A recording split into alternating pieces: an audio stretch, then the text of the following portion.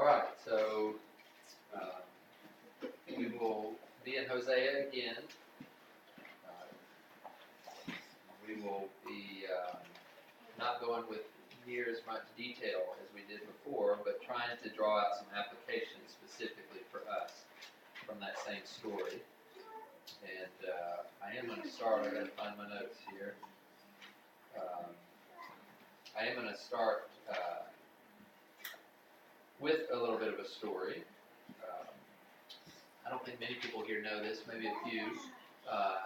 It's a story about my grandfather. I know I've told a few people about this, but a lot of my younger kids probably haven't heard it, so that would be fun as well for them to hear this. But my grandfather is my dad's dad. He was in his mid-70s when I was born, so he was a good bit older than me. Donna and I, there's a Mexico tie to this story. We went down and visited some of her friends from Mexico, and I was very impressed. At that time, I was a new believer. I was very impressed with how they cared for their family. This particular couple was a missionary couple, and they had a relative who has Alzheimer's, dementia, and nobody was caring for them, so they brought them down and cared for them. It was just very impactful for me to see them care for their family that way. So, my grandfather at that point, I was in my early 20s. He would have been in his 90s. Don and I were engaged, and I thought, well, I want to take care of him. I mean, that's what I should do. So anyways, my parents wisely said, y'all are going to be newly married. Because I had asked, could he come live in our house? And they were like, I don't think that'd be wise. So we ended up moving to Cartersville, Georgia, and living kind of down the street from him. We'd go visit him in the nursing home, and we would watch a lot of Braves games with him because he couldn't see well, he couldn't hear well. So I could always do a color commentary job if I can't. Chick-fil-A doesn't keep me because I did a lot of commentary on games and explaining baseball games. So anyways, we also started reading the Bible to him while we were up there. And there was I think I have it up here. There was a time we were reading through the New Testament, so I guess we hadn't started very long. We were reading Matthew 6, and it's the Lord's Prayer. And, part of the Lord's Prayer is forgive us our debts as we forgive those, or forgive us our trespasses as we forgive those who trespass against us. And then at the end of the prayer, at the very bottom of the screen, it says, for if you forgive others for their transgressions, your heavenly Father will also forgive you.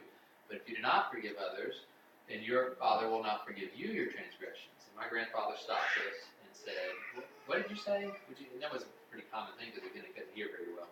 So I read it again. But he was asking not because he didn't hear, but because he was saying, what does that mean? And so we talked about it, and it turns out, so my grandfather, when he was a teenager, he was almost 40 when my dad was born. But when he was a teenager, he had another son, and he'd been estranged from him for decades. I don't even know to this day what the story was that caused them to be estranged, but he hadn't talked to him for decades. And there was just a complete estrangement, separation between him and his son, my dad's half brother. And so we talked about this verse, and he called him up and said, hey, I want to make amends. I want to forgive you, or whatever, So it's really impactful for me as a new believer and seeing how God's Word changed him. And it was a really interesting experience for me. I tell that story primarily in this situation because it shows you that in my family, at least, there are genes of being separated from somebody and refusing to talk to them, handling conflict in that way for decades. His own son. And I see that in other members of my family. I see that in some of my kids in the way they handle conflict, and I see it in me as well. Not everybody handles conflict that way, but I've seen it in me as well. And so what I want to talk about a little bit is how we can learn from what God does in Hosea 3 and how we can use it as we think through how we handle conflict with the people that we love. Hopefully it'll help you. Some of you probably are that same way. Some of you are not, and hopefully this will be an encouragement to you. But for those that are, it will give you a framework a little bit to think through when you get involved with conflict with those that you love. So we've already really kind of gone through Hosea. We don't need to cover a lot of the details, but I want to say a few things in preparing for it. One is, what was God's relationship with Israel? Again, we said that he's covenanted with them. It's kind of like a marriage, right? I mean, it's a covenant. God had, as it says in Deuteronomy 7, God had entered into a covenant with them at Mount Sinai when he took them out of Egypt. And so he had a very special relationship. In fact, God said, I'm going to make you special among all the peoples of the earth. I'm special relationship with you. God doesn't treat every nation the way He treats Israel. Okay? And this talk today, the application of this talk, is not going to be for everybody you know. It's going to be for people that you have that kind of a relationship with. So certainly the easiest application is your marriage. If you're married and you're going to have conflict or there's issues, this will be a great area where you can use this. But your kids is another area. It's a very covenant-like relationship. Let me get to that in just a second. I'm getting ahead of myself. So God was in covenant with Israel, but Israel was not fulfilling her side of the relationship. God had made lots of promises to Israel. You remember Deuteronomy 28 and Leviticus 26, we read all the promises that He had made of what He was going to do for Israel. But He also gave them a law. He gave them some expectations of the relationship and how they needed to act. Well, this was 700 years later, almost 700 years later after God gave the law, and Israel was breaking the law. They weren't keeping their end of the bargain. So here's Amos. Amos was a contemporary of Hosea, and here's what Amos wrote as an example of how they were not following the law. He said, this is the words of the Israelites in those days. When will the new moon be over, so that we may sell grain, and the Sabbath, that we may open the wheat market? They were really driven by money. To make the bushel smaller and the shekel bigger, and to cheat with dishonest scales, so as to buy the helpless for money and the needy for a pair of sandals. So very consumer-driven, very money-driven, and to the point where they were willing to cheat about it and steal and defraud the poor as a result of it. Where the law that God had given them that governed their relationship was, hey, when there's poor among you, and there should never be because I'm going to bless you, but if there's poor among you, I want you to be really generous to them. So here you see, they're not keeping their end of the relationship here, right? One more example from Hosea itself. Hosea is sort of rebuking the people and saying, hey, listen to what God says. Listen to the word of Yahweh, O sons of Israel. There's no faithfulness or kindness or knowledge of God in the land. Instead, what is there? There's swearing, the third commandment, deception, the ninth commandment, murder, stealing, and adultery. So they're breaking. I mean, think about the core of the law. The core of their relationship was the Ten Commandments. Five of them they're breaking, right? So here God is in this covenant relationship with Israel, and they're not keeping their end of the bargain. Yet, Israel really was prospering during this time of Hosea. They were very much prospering. So I won't read all that from 2 Kings, but it was essentially saying that their land was expanding. They were taking land from their enemies. Their economy was growing. There were many rich people. If you read down in Amos below, it talks about people having a summer house and a winter house. Okay, they got multiple houses. They have houses of ivory, great houses. So it's a really prosperous time for Israel. So those two things don't go together. So Moses predicted this was going to happen when he made the covenant on God's behalf with Israel for God. He predicted this was going to happen. If you read this in Deuteronomy 31, he talks about how they're going to grow prosperous and they're going to forget about God. I think it was Adia, and even in her prayer, was talking about how when we have plenty, we often forget, and we're not thankful, and we're not content. Well, that was happening to Israel. They were forgetting the law of God in their prosperity. And God reproved them by sending prophets. Jeremiah says, looking back after God brought Israel to exile, he said, I sent prophets every day. I sent prophets time after time, and you wouldn't listen. The book of Hebrews says, he sent many different kinds of prophets, and he spoke to them in many different ways. Hosea being one way he did. He spoke to them through the marriage of Hosea and Gomer. Okay, so that's the background. Now, as I think, again, this is going to be very applicational. That's going to be the point of this. When you think about this, again, this is where I got ahead of myself earlier. I want you to think about relationships that are covenant-like. All right? Because, again, God doesn't act this way to everybody. His covenant love is for His covenant people. So, again, the most obvious relationship where this would be the case would be marriage. So, if you're married, this is the way that you can learn from this and how you love your spouse when there's conflict. If you're not married, it's a way you can think, okay, when I get married, this is the way, if I get married, this is the way that I'm going to want to love my partner when there's problems. But covenants are essentially, when you think about a covenant, it's essentially just a relationship that's lasting, a long-lasting relationship, right, where you want to do good to the other person, and there's some expectations or guidelines that guide. It's like a contract, like we read, there's some expectations or guidelines around the covenant, around the relationship. So you think of other covenants, right? There were certainly marriage covenants. There was God's covenants with Israel. Remember David and Jonathan made a covenant together as friends? You guys remember that? So David and Jonathan made a covenant together. So we have these. Your relationship with your family members, your kids with your parents, or kids with each other, siblings. Sometimes you have a friend that's just that close, that you've sort of covenanted together for life. These are the kind of relationships when there's a problem between you, how do you act? What do you do? And again, in my family, it has historically been, me included, to kind of separate yourselves from that person and break off ties. My grandfather, for decades, even, right? Okay, so we're going to look at Hosea 3. We're going to look at 3 aspects of God's covenantal love, and hopefully we can learn from that in the kind of covenant relationships that we have. All right, so first, God's covenant love is unconditional. Okay? It doesn't matter what Israel is doing. It doesn't matter that they're going after other gods. It doesn't matter that they love raising cakes. We'll talk about raising cakes, what those are. Same way he commands Hosea. It doesn't matter that Gomer is loving other men, that she's an adulteress. It doesn't matter. It's unconditional. Your love in these covenant relationships is not based on anything except the fact that you have entered into a covenant. That's what it's based on. You've entered into a covenant with this person, and your love is based on that. And nothing else changes it until that changes.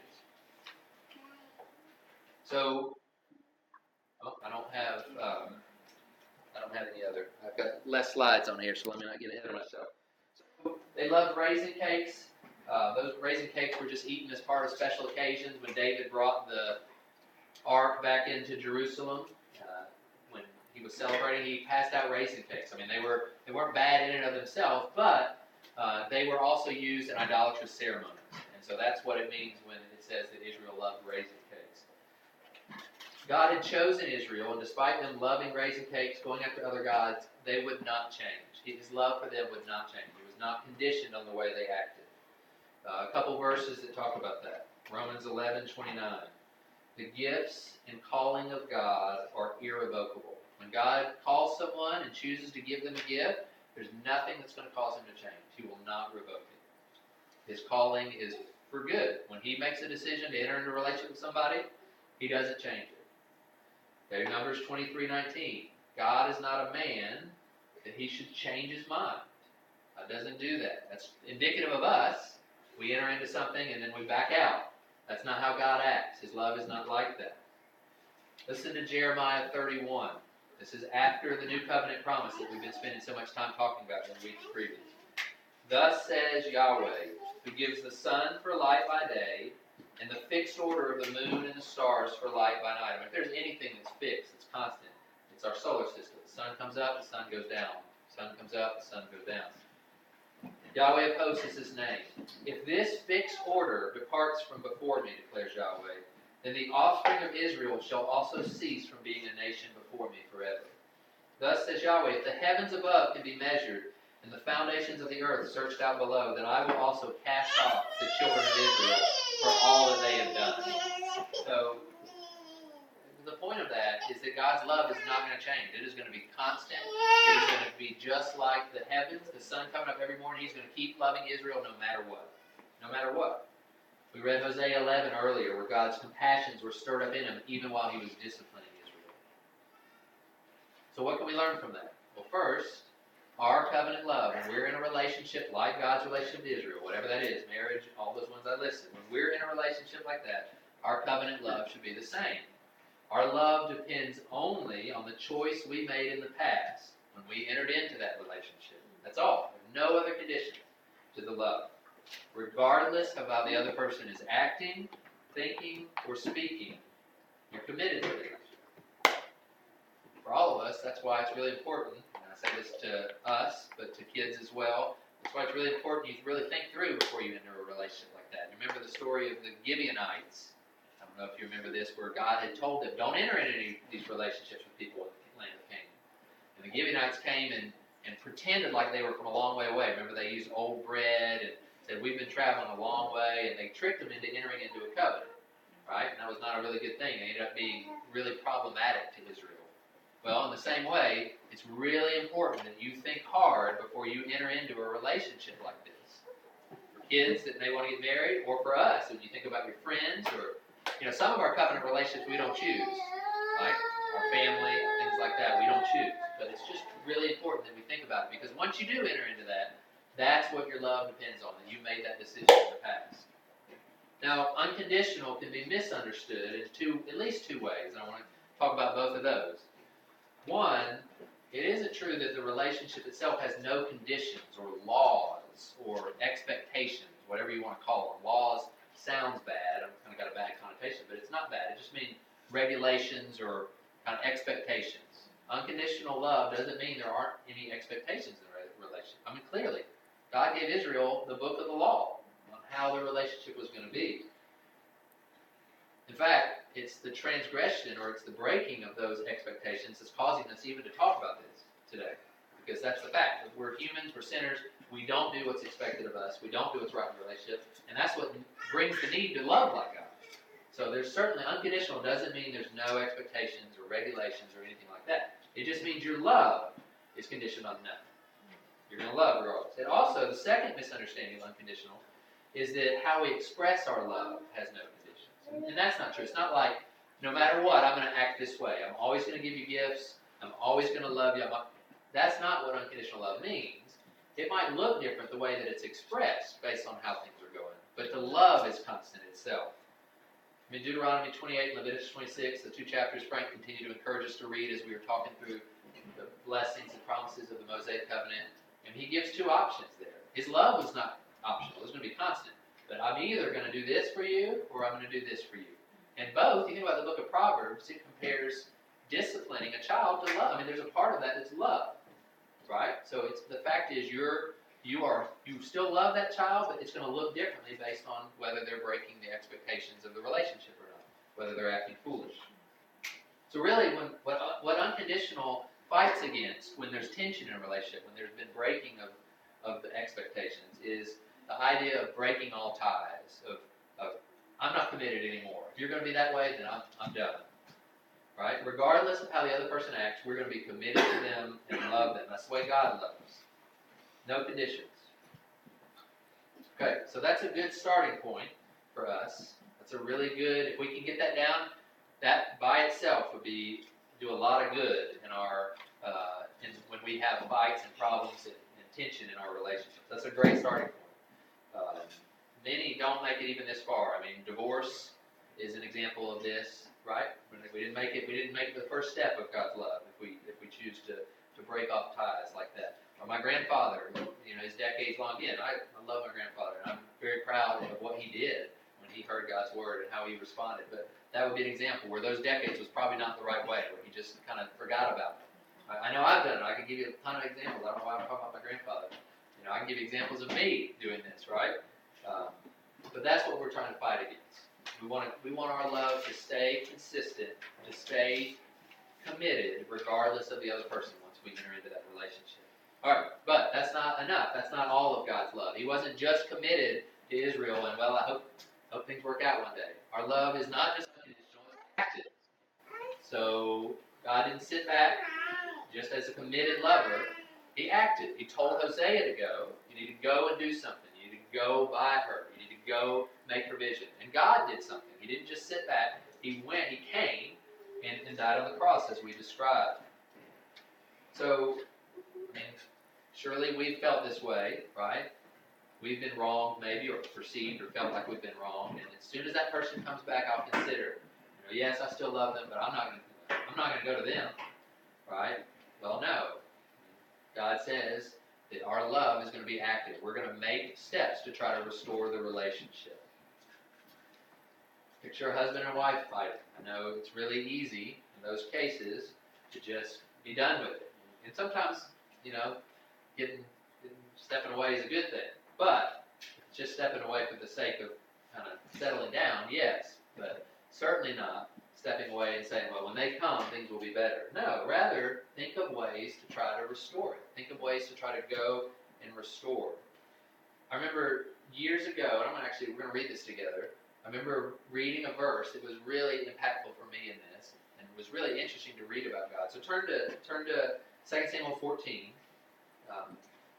And I just want to read this verse, which I think is really telling about God, and again, something that we should mimic as we think about how we can be active in going to love the person that we're at odds with. 2 Samuel 14. This is when after Absalom has killed his brother Amnon. Remember that story? Because he had violated Absalom's sister. He killed his brother, and then he had to flee to Egypt. And so he's gone, and David loves his son. And David doesn't want him to be away, but he's not doing anything about it. So Joab, which was David's general, recognized that David really wished that Absalom was back, but wasn't doing anything about it. So Joab came up with this story. Joab came up with this way of getting David to understand. So he sends this woman, verse 4 of chapter 14.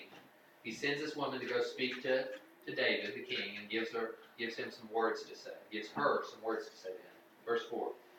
The woman of Tekoa spoke to the king. She fell on her face to the ground and prostrated herself and said, "Help, O king." Verse 5 now. The king said to her, "What's your trouble?" And she answered, "Truly, I am a widow, for my husband is dead. And your maidservant had 2 sons, but the 2 of them struggled together in the field, and there was no one to separate them. So one struck the other and killed him. Now behold, the whole family is risen against your maidservant, and they say, 'Hand over the one who struck his brother, that we may put him to death, for the life of his brother whom he killed.' And they are going to destroy the heir also." So she had nothing left. She'd lost her one son, lost her husband. This son was the only one she had left, according to the story at least. "Thus they will extinguish my coal which is left," C-O-A-L, coal, "so as to leave my husband neither name nor remnant on the face of the earth." Then the king said to the woman, "Go to your house, and I will give orders concerning you. I'll take care of you. I'll protect you."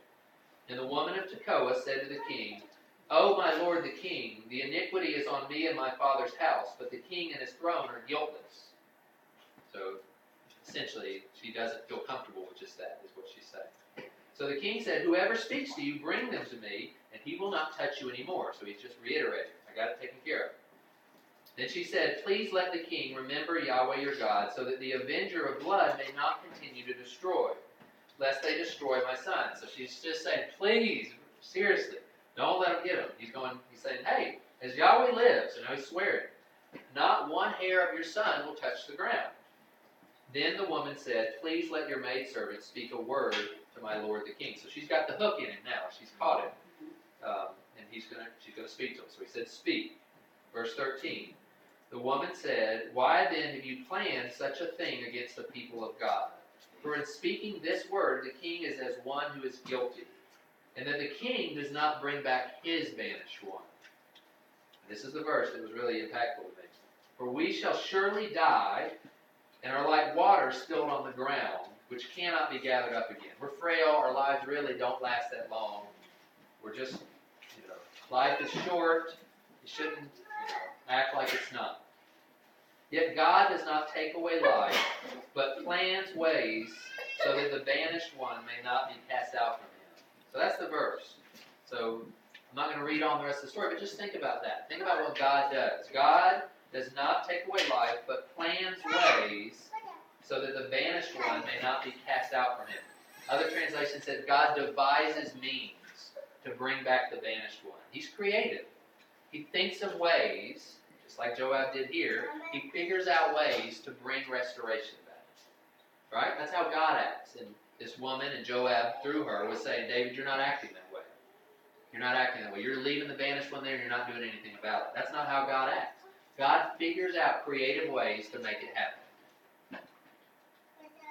Now, what we learn in David's case, what we learn in God's case with Jesus and with Hosea and Gomer, is it's costly to do this. Not always as costly as it was to God or Hosea. I mean, for us, oftentimes, what's the biggest cost? Somebody say, our pride, right? There's a cost. It's our pride, oftentimes. It costs our pride to say, whatever the transgression is, I value you more than that. Now, again, it's not that it's unconditional. It's not like we're going to overlook and it doesn't matter. But if there's separation like that and you're committed to that person, oftentimes you've got to get creative and you've got to pay something, as it were. Not always money. It's going to cost you something to be active, to love, to do something. And that's how God acts. So that's a good next step. So, hey, if we would act that way, all of us, or as a nation, or as a church, or as a state, or whatever, we'd be much better off if we would just continue to love, or if we would even be active. But even that's not enough. So there's one more aspect that I want to call out. And just to think about it, put yourself in a situation where you have done this well. There's a breach in this relationship. Again, whether it's your wife, whether it's your child, whether it's your parents, whether it's a brother, sister, and you've decided, you know what, that's how God loves. My love isn't based on anything. They're my family, they're my husband, whatever. I'm going to love them, and I'm going to do something. And then you go, and it doesn't seem to change anything. Right? They don't care. They don't appreciate the cost that you paid to do that. They don't appreciate the initiative you took, the creativity you took to try to restore the relationship.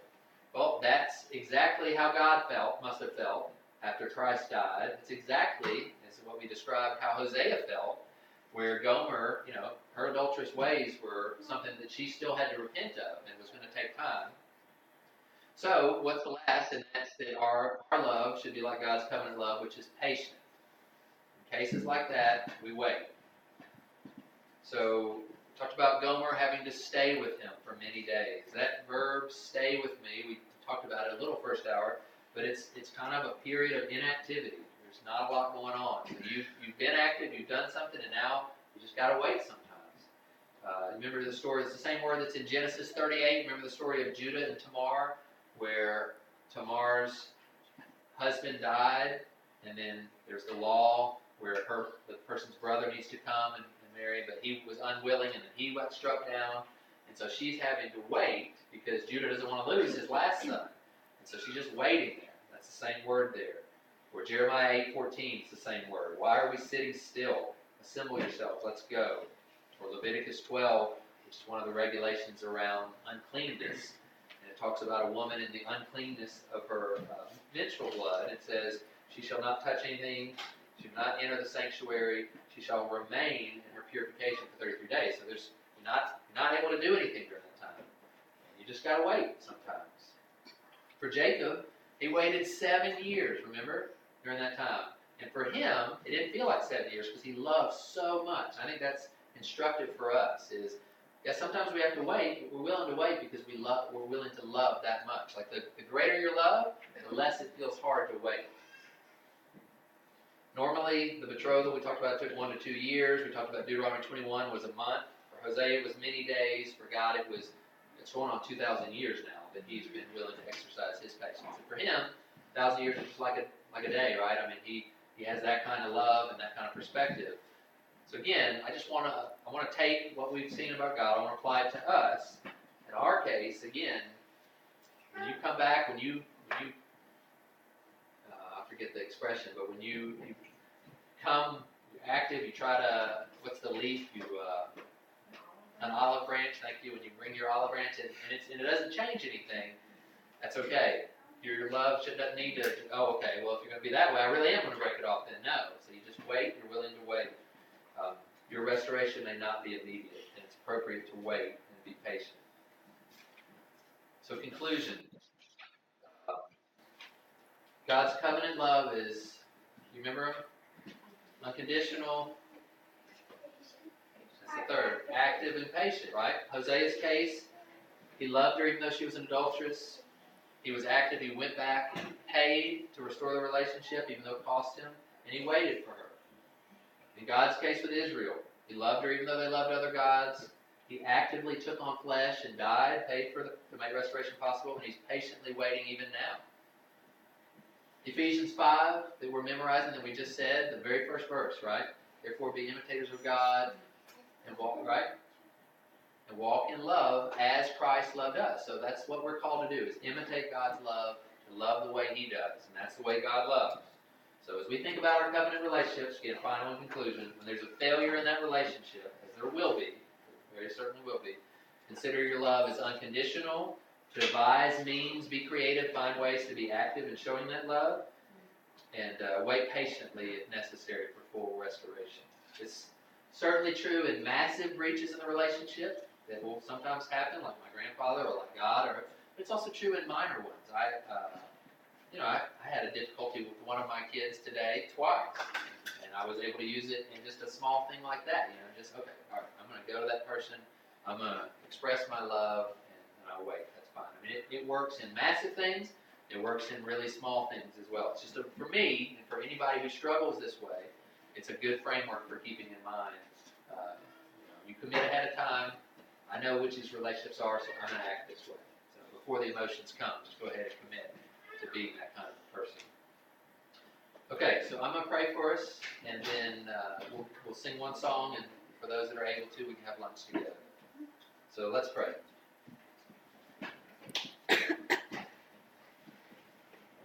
Lord, thank you again for your love. I think about your love for Israel that we've been studying, but your love for us in the church is the same. And you brought us near even though we were not a part of that selected and chosen nation. You were willing to open up your promises and your love to us, your covenant love, your choosing love, where you selected us and chose us and set your love upon us, and now love us in that same way, so that Paul can say, if God is for us, who can be against us? Because anything that comes our way, you will continue loving us. And if we're yours, Father, there's nothing that will change that. And you will restore us, you will care for us, even if we walk away from you. Lord, thank you for that kind of love. Thank you for being that kind of God. And thank you for giving us your Spirit so that you can live in us and we can love that same way. I know we fail. I know we fail in large ways and small ways. Help us to use your word and what we've learned to try to overcome that sin in our lives when it comes. In Jesus' name.